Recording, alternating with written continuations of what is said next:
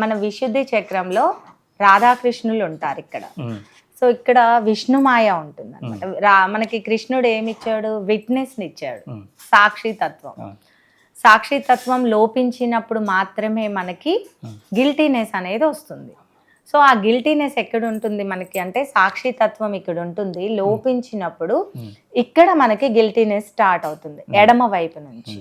ఇప్పుడు మనం బాధపడుతున్నాం అనుకోండి, మన స్థితి ఎడమ వైపు వెళ్ళిపోతుంది గతం లోపలికి.